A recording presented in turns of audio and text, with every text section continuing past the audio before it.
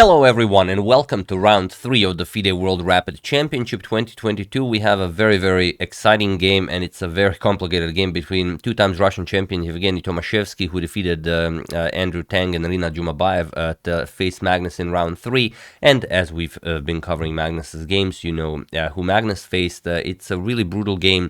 Even against such a strong opponent, Magnus goes for an offbeat opening that you'd expect him to use in sort of maybe a blitz game, but here he uses it in World Rapid Championship. So let's check it out and see what happens. Evgeny with the white pieces opens with d4.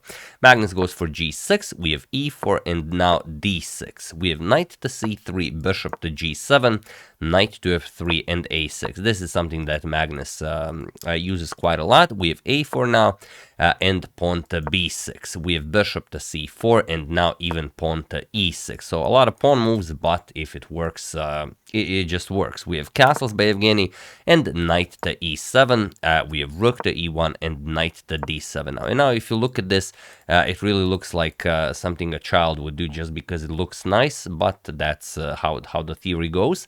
Bishop to f4 and now bishop to b7 by Magnus. Queen d2, going for that bishop to h6 and now even h6, which means that Magnus is not castling kingside anytime soon, as the h6 pawn would hang. And there is a game where h3 was played, but here we have rook a to d1 by Evgeny. And it is now, as of move 11, that we have a completely new game. So how can Magnus continue this? He plays g5. And okay, bishop goes back to g3. We have knight to g6, now controlling some very nice squares here, and pawn to h3. Also very interesting is, for example, e5. If Magnus advances the pawn to d5, then bishop to d3, and it's definitely quite a position. That knight on g6 will be captured, and if black can survive this, good for him.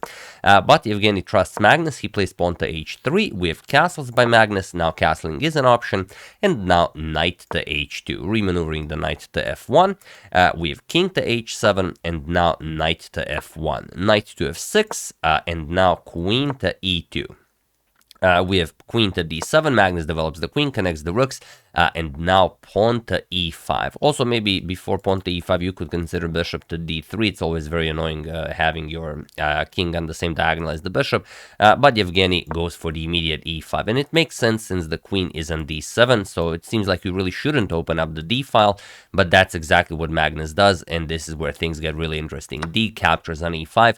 D captures on e5, attacking Magnus's knight and the queen, and now not knight to d5 blocking, but queen to c6. Magnus threatens checkmate on g2.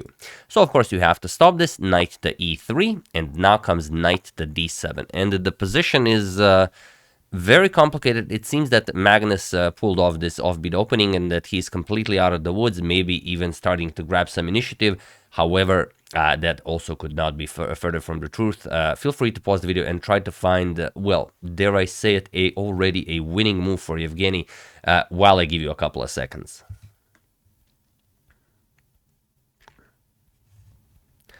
So for those of you who were able to do it, congratulations on being able to visualize a lot of squares. And for those of you who just want to enjoy the show, it is bishop to b5.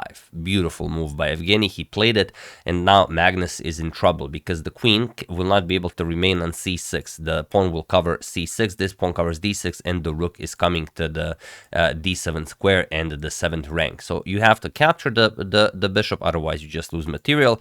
A captures, we have queen to c5, and now rook captures on d7, completely shattering all of Magnus's ideas. And here Magnus goes for bishop captures on e5. He grabs that pawn, queen to c4, preparing something very special. Bishop to c8, trying to kick away the rook from the d7 square. And here we have queen captures on c5, b captures, and now the absolute most precise way to play this and to take advantage of the pause the video moment that you guys solved is rook captures on c7. And then after bishop captures, you will enjoy a beautiful passed b pawn, for example, bishop b7, b6, and a very nice position for white. However, bishop captures on e5 was played. It's sort of the same idea, only it allows Magnus to improve his pieces a bit more. Bishop captures on d7, we have bishop captures on c7, and now comes knight to f4. Here, rook f to c8 is the absolute best way to defend. For example, rook f to c8 attacks the bishop, and now if you play b6, rook just captures c7, you do not want to allow white to have this bishop pawn setup. So bishop to d6, and now rook a7 to b7 will keep an eye on the b pawn. But Magnus went for knight to f4 right away, and now comes knight to c4. And here, just to show you how beautiful the position is, Evgeny could have won with rook to d1. Look at this bishop. It has no squares. You cannot defend it. The only thing you can do is, well, you could block with knight to d5, which just gives up more material. Knight captures c, captures rook, captures again, the bishop is attacked. You have to go to c8. Or after rook to d1, you will have to go bishop to c8 right away. And now black's position is just terrible. The rooks are disconnected. The bishop is on a terrible square. And once this pawn starts marching forward, there will be no stopping that.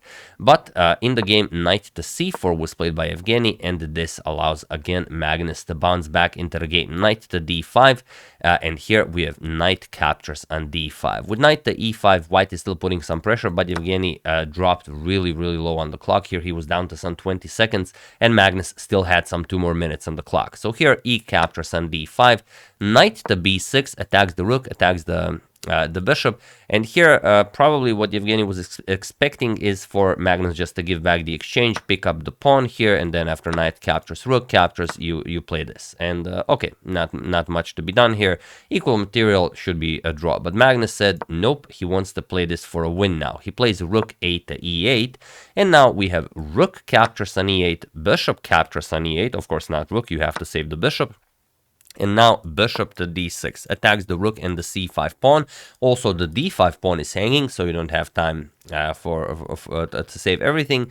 Rook to g8, and now knight captures on d5, threatening knight to f6 with check. So rook to g6, also that's a very nice way of reintroducing the rook into the game, and bishop captures on c5. So Evgeny is down the exchange, but he does have some extra pawns here. Even after bishop captures on b5, he still has 2 connected pawns on the queen side. We have c3, rook to a6 by Magnus, and now pawn to b4. And now once the bishop comes to d4, there is no way you are ever touching any of these pawns, as they are on dark squares. You have a light square bishop.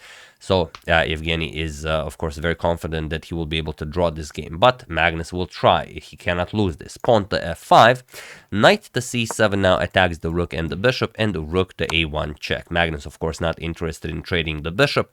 King h2, we have bishop to c4. And this bishop is now beautiful here, preventing either pawn from moving forward, and Evgeny would very much love to remove that bishop from there. So knight e8 coming to d6, king to g6, and now knight to d6 with bishop to d3, and here bishop to d4 is the move you kind of want to play, and it's a safe move. But Evgeny goes pawn to b5. Sorry, pawn to b5 would be the safe move to play here, but Evgeny plays bishop to d4, and this just allows Magnus to mobilize his pieces to perfect squares. Rook to b1 now prevents any pushes, as both the bishop and the rook control the b5 square, and if you push c4, then the b4 pawn hangs. So here, bishop to e5, Evgeny just now has to play moves to see what happens. Magnus pushes f4. We have bishop to d4, now h4, and here you have to play f3 or something that does not give Magnus a winning idea,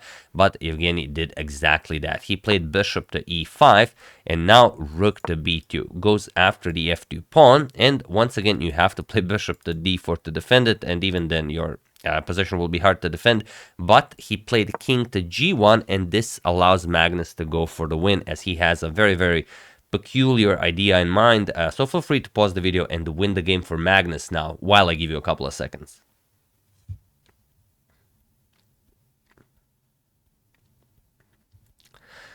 So for those of you who were able to do it, congratulations on spotting this incredible idea. And for those of you who just want to enjoy the show, it is rook to e2. The idea, of course, is that the bishop's only square is the d4 square or the h8 square. But if you play bishop to h8, you are a very special player. So bishop to d4 has to be played, and then it is possible to continue pushing with g4. And what does this mean? Why is this so strong? Well, look at this. Bishop to d4, g4 now. You have to capture or you don't, doesn't really matter, or it doesn't really change anything. Evgeny captured here, and after king to h2, now Magnus threw in a beautiful g3 with check, which means that the f3 pawn is now coming forward. And it doesn't matter what you do. If king to g1, then of course the h2 square is covered, a rook to e1 will be checkmate, so you have to capture or you go to h3, doesn't really matter, then this pawn promotes, or you have to give up the bishop. So in the game, after this check, f captures and g3 was played, and now of course the only winning move but one is all Magnus needs, f3. And now there is no stopping rook captures on g2, g4 was played, rook captures on g2 with check, king h3, and Magnus finishes with a very nice pawn to f2, trying to give up the rook for getting the queen into the game with tempo, but it was also in this position on move 50 that Evgeny Tomashevsky resigned the game. After playing a beautiful game, he completely nullified Magnus's attempt to go for the tricky Robatsch, and he completely outplayed him, especially with that bishop to b5 move. But it just wasn't enough. At some point, he started spending too much time. He gave Magnus one chance to avoid the draw. Magnus took it, and Magnus is now on 3 out of 3, alongside Arjun Erigaisi and Vladimir Fedosev. So we'll see who Magnus faces in round 4. But yeah, very nicely done by Magnus, getting out of this and, you know, keeping his cool, and then outplaying such a strong two-time Russian champion, Evgeny Tomashevsky. Yeah, of course, like I said, if king captures, then f1 queen, and if you don't, there's really not all that much you can play. I mean, you could play bishop captures, and then white is just down a full rook. So yeah, after f2, Evgeny resigned, and another victory for Magnus Carlsen, who now returns to 3, not returns, who now gets 3 out of 3. So yeah, that's the game. Hope you guys enjoyed it. I would like to thank Ricky Black, Lars Oliver Groundheber, Jeff Graves, David Rice Oxley, and David Kimura for your contribution to my channel. Thank you a lot, really appreciate it. As usual, you can check 2 of my previous videos here, which are now both from the Rapid World Championship, and you know, I'm gonna continue covering it until it finishes. So thank you all. I will see you soon, and have an excellent rest of your day.